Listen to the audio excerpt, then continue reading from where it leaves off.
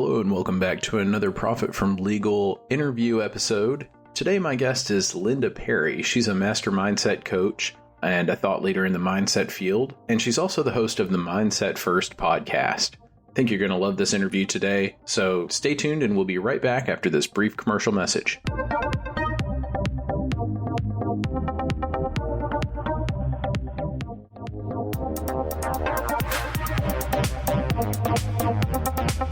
Hello, everyone, and welcome back to another episode of Profit from Legal. I'm your host, Noel Bagwell, and I'm here today with my guest, Linda Perry, who is a master mindset coach and a thought leader in the mindset field. She has written a new ebook called Unstoppable. Sounds really exciting. And she's also the co-host of the Mindset First podcast. Welcome to Profit from Legal, Linda. Thank you. I'm actually the host. Sorry to correct you, but I am just the only host. The only host. Yeah. All right, great. Well, it's all you then. That's amazing. Yeah. Great. Well, we've got a few questions for you today, and we really appreciate you being on the Profit from Legal podcast and coming on to talk about mindset and whatever else is on your mind. But we want to start out by asking, why is prioritizing mindset development essential for small to medium business owners and decision makers? Well, mindset for me is absolutely everything. It is so incredibly important to understand that your mindset is actually the biggest factor in whether you're going to be successful or not. The truth is that so many of us come with what I call our own head trash, which includes our fears, our limiting beliefs, our shoulds, that whole list of I should do this, I have to do this, right? And so mindset is that sort of X factor that really will either propel you or hold you back. I always say there's this crowded ceiling of entrepreneurs that don't really make it past a certain point. And the reason being is that they're telling themselves all sorts of stories, things like, I'm not enough, right? I have to do more. Or they burn out because they're constantly working and they don't know how to have boundaries, right? So they're constantly saying yes to things that they shouldn't. And the mindset really allows you to connect back to the purpose, the reason you started your business.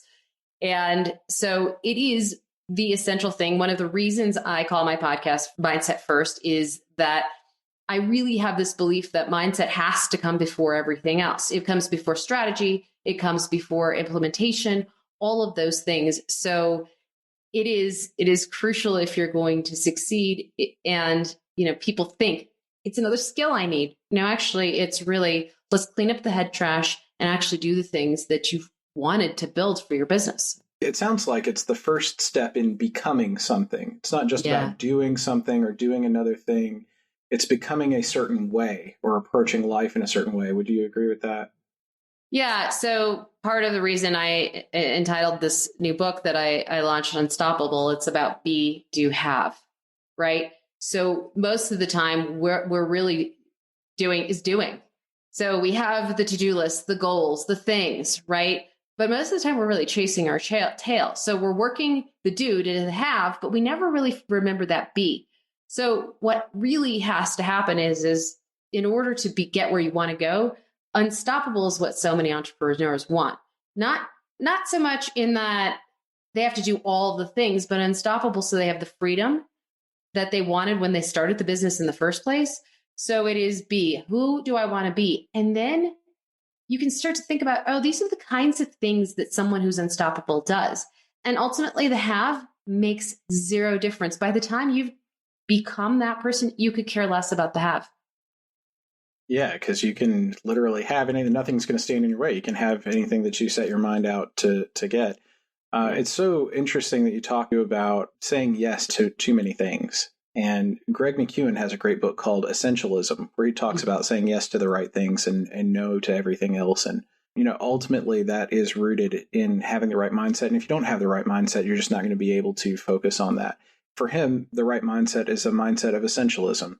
For other people, it's going to be balanced based on their other priorities. But that's really great. So when it comes to developing this unstoppable mindset that I love in one's professional life, at least, what's the biggest mistake that you see SMB owners and decision makers making, like limited to that group of people? Well, I don't know that it's just them, it's everyone. I think what happens is people think my mindset's a luxury. It's a, I will take care of that later when I have more time, when I have more money, when I have more ability to deal with it, because I don't have the bandwidth right now. I think the biggest mistake is thinking that it's a luxury. And people often put off dealing with mindset until I call they've reached that growth stage, till they're hanging out in the ceiling with all the other entrepreneurs and they're like, I'm burnt out. I hate what I do. Right. And it's only then that they can see how their mindset really drove them to get to where they are. So I think the biggest mistake is thinking, I'll deal with that later. When the truth is that mindset is something that you deal with now and you deal with every day. And it's not something that is a one and done either.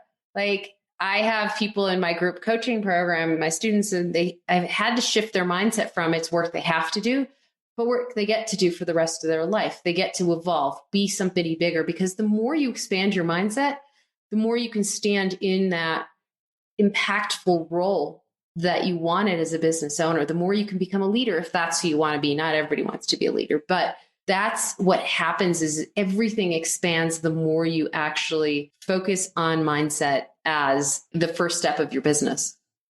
Well, what would be the alternative to making that mistake? What would be the clear, I mean, obviously you can say, well, it's having the right mindset, it's becoming, right? But that is a journey of 1,000 miles. Yeah. What's the first single step? So a couple of things I want to say about this. I am a big believer that positive thinking mantra and affirmations are nice, but they're highly temporary and they are ineffective in changing your mindset.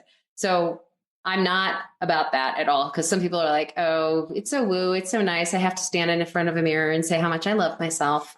It's not about that. It is truly about first adopting this recognition or an acceptance of the fact that before I think of anything else, I'm going to think about, what are my mindset traps? Hey, this isn't the first time I've done something in my business. Where do I usually fall down? Do I procrastinate? Am I a perfectionist? Do I tell myself stories and get stuck? Like, what are my mindset traps? It's really first awareness is step one. But one of the biggest tools I get, this is such a great tool and it's super simple that I give everybody that I want you to think about is most of our stories are BS. Most of the stories are based on either past experiences or what fear tells us. And fear is not rooted in fact. And as a former lawyer, I love, fact, right? Objective facts, right? And so what I want people to do is to look at their stories when they're caught up in this fear cycle and then ask themselves, take out this piece of paper and write out the prompt. The story I tell myself is blank. And then the next line is, the truth is blank. And this is the objective truth. Because what you'll see, and this comes from my dear friend, Nancy Levin, who's an author and a coach as well. And this exercise is really simple. And it seems simple, but what it will do is it'll start to create that space between stimulus and response where you can find your power, Viktor Frankl. But the idea is that you want to create the space so that your fear isn't the one running the show, so that you're not making decisions from fear and saying, oh, I got to take that client because I need money, and then be miserable for the next 3 months of working with them, or 4 months or a year, and you hate what you're doing. So really simple prompt, but it's a starter prompt that helps you separate fact from fiction and start to see your own head trash. How have you seen this play out in terms of story? I'm a big fan of listening to the principles, hearing it all in the abstract, letting that rattle around in my mind. But for a lot of people, until they can connect that to something concrete that's happened in the world, some story that we tell them, it doesn't really seem real. So have you seen this play out in a particular, compelling way in a story that you can share? I mean, obviously, we're not asking you to breach confidentiality or anything like that. No, I mean, I'll pick one of my own stories. I'm really pretty open about it. I mean, I'll tell you, I'm big about limiting beliefs. So I had a mindset because as a little kid, I was the cute one. My sister was the smart one. And so I've created a belief that I am stupid. So there I was, always either trying to prove that belief or fight against it. So in law school, I graduated with honors to just sort of tell my father off pretty much. And then I entered a law firm and I stayed there for 14 years. I never wanted to be a trial lawyer, actually. And I was a federal criminal defense attorney, and I was really successful traveling around the country, doing these cases, and I was miserable. I married a man, my first husband, because he had an MBA from University of Chicago. And I thought, well, if he thinks I'm smart, then I must be. And I was so afraid to leave my law firm, by the way, for 14 years, because I thought someone is going to find out I'm a fraud. And then I left thinking, okay, maybe it was that I hated. And then I had my own firm and I was constantly in fear. And ultimately what I realized is I didn't really want to be a lawyer. I wanted to do something else. But what it would do is I would bump up against this stupid belief over and over until I was able to shift it, right? I wouldn't price myself enough. I'd always people please. I'd overgive. I'd allow scope creep in contracts. These are the kinds of things. And to shift the belief, I didn't create this belief like I'm the smartest person in the world because my subconscious brain wasn't going to believe it. Well, what I did was able to, and I have a process that I teach my clients around this, but shift it to, as long as I give myself time, I can do anything. And that belief allowed me to create the movement that I needed to create a successful business, to leave the law entirely, and to really do what I want and make an impact in this world. And so I share that story because I think we all have these beliefs and we don't realize, oh my God, it's making me do all these crazy things in life and my business. So I know it might have been a little bit long, but I wanted people to see like you could choose, it really impacts so much. So. No, that's beautiful. That's a wonderful story. And, and I don't want you to share the results, but did you ever get an IQ test? No, I've never done that. Like that would have been, for me, that would have been the shortcut way to short circuit, because clearly you're anything but stupid. I mean, to graduate with honors from law school and have a successful career, like you really took the long route to proving that you're not stupid and quite the opposite, quite proficient.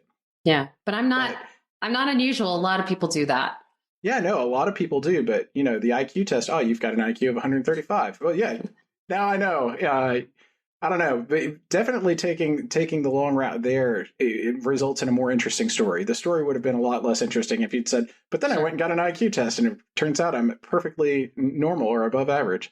Well, and if I could add one thing to that, I would have missed out on the gifts of stupid, because stupid made me compassionate. Stupid made me also, there are gifts in all of these limiting beliefs. Stupid made me like, I'm one of the most tenacious people on the planet. And so they come with gifts. So I would have never wanted to shortcut it, to be honest. Yeah, it's that journey of becoming that sharpens our character and adds not just interest to our story, but the journey of becoming also, it makes us who we are in unique and wonderful and beautiful ways. Well, so what would be the first 2 or 3 things that you think a small to medium business owner can do if they've been limiting themselves with these bad beliefs, and if they want to become unstoppable, what would be the first thing or two that they can do to change in directionally correct ways? Well, I mean, awareness is the first thing, as I said. You have to start to really be aware of everything. It's really taking a mindset inventory and see, what is this? What have I been doing? What are the ways what are the stories I've been telling myself, and really just writing them down and being willing to be honest with yourself, because the truth is most of us are not. And so that's really step one. And it's a big step one. And it takes some time because we like to point fingers and say, so-and-so is to blame, or this is to blame, or COVID was to blame, or whatever it is. And if we can start to hear the stories around that, the excuses we make around why we're not where we want to be, it is this moment where we get to wake up and not beat up on ourselves, but actually be empowered, because guess what? Every choice you made up until now is why you're here. But that also is really empowering, because every choice you make now will tell you where you're going. And so I think that's one of the first things I want people to do is start with an inventory, because the rest is kind of like big to unpack. And I have resources where they can go and look those things up. But awareness is step one in order to change. Our process in our our profit from legal product is very similar. It starts with we have 5 legal E's, because nobody likes legalese, but we have 5 legal E's that are really powerful. And so each of our steps starts with E. And the first one is encounter. It's meeting the person where they are. It's objectively assessing, where are you today? And the next step is explore. It's where do you want to go? It's set some goals. Let's explore where you want to go And so connecting those first two steps in our process of where are you and where are you going and how do you want to get there?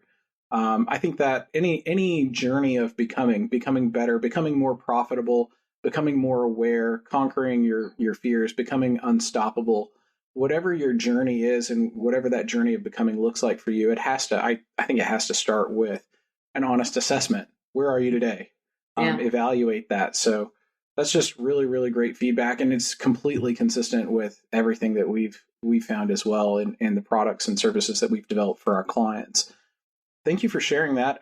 Those are all the questions that I have for you, except I do want to know how people can connect with you and how they can get the most out of that initial interaction with you.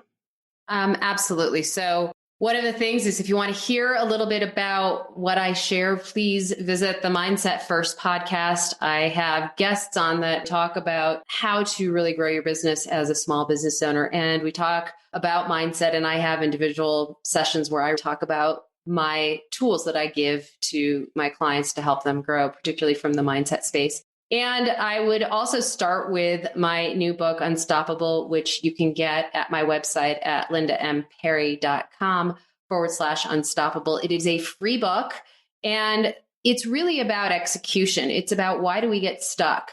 And so many of us are executing for our clients, but we don't execute for ourselves. So this is about how to make yourself a priority. So that's really the best place to start, because what it does is it helps you create a little bit of movement and momentum on your business. Because half the time, no, I shouldn't say that. Most of the time, we're working on somebody else and helping them move forward, and we forget about our own business. And so it's really critical that we understand, how do we start to create this momentum? And I help you remove a couple of the mindset blocks I have. In that process, I have some exercises, and I also give a process/meditation as a gift in the emails that you get, because it's a way to connect with your subconscious and move forward. So that's really the best way to reach out. And all those resources are free and a great place to start.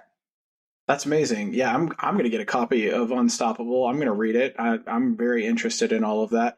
And I think you're totally right. Getting started is often the hardest part. Getting started and starting on yourself. Well, I really appreciate you being a guest on Profit from Legal. We'd love to have you back sometime if you'd like to come back as a guest. We'd like to check in with you in the future and see where you're at then and how all of the work you're doing with Unstoppable has played out between now and then. It would be great to have you as a guest once more. But thank you for coming today, answering our questions, and giving us some insight about mindset. Thanks. It was fun to be on here. Thank you. All right. Have a great one. Well, that's all for this episode of the Profit from Legal podcast. Please subscribe on Apple Podcasts or wherever you listen to podcasts. Share it with your friends, and we'll talk to you next time in the next episode of Profit from Legal.